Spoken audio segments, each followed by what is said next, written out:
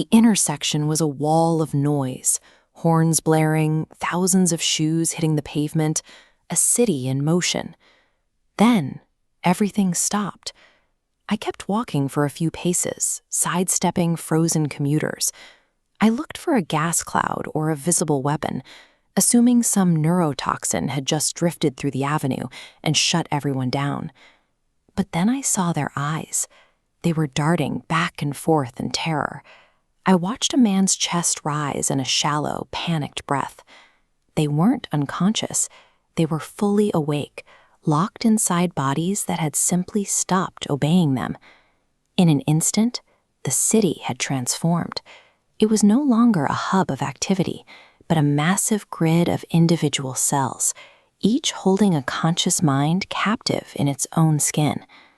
The silence was broken by a scent, the heavy smell of rotting water and wet earth that felt like it had been pulled from a deep, ancient tomb. Then the fluid arrived. An ink-black water began spilling over the grates of the storm drains, rising steadily to the street level. The water didn't follow the slope of the road. It ignored gravity, crawling upward along the concrete walls and wrapping around lampposts, exploring the environment. This was a deliberate, activated mechanism. It moved with the cold, calculated precision of a clockwork gear finally beginning to turn. I was the only thing left moving.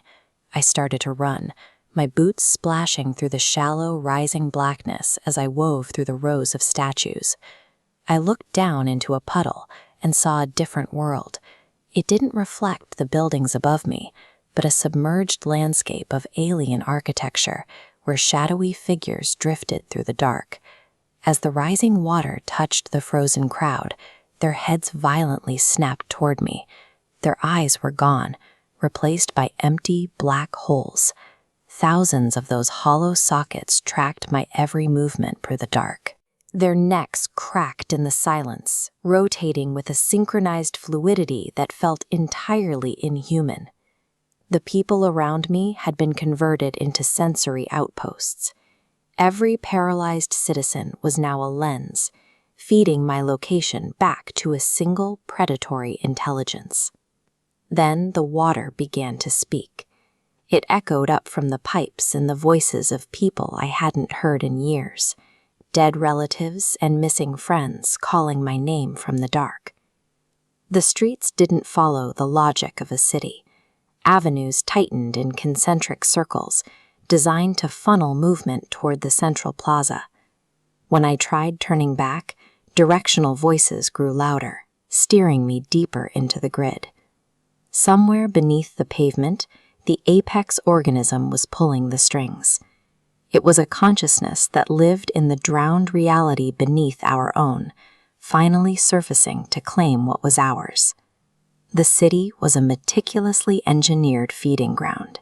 It had been waiting for decades for the last moving thing in the maze to reach the center. I reached the edge of the city square. I could see the open road just beyond the fountain, but the water was already hip-deep. I took one final desperate stride, but the moment my foot dipped into the black water, my leg locked. It felt as though my bones had been fused to the pavement. I screamed at my muscles to move, but the signal died somewhere in my spine.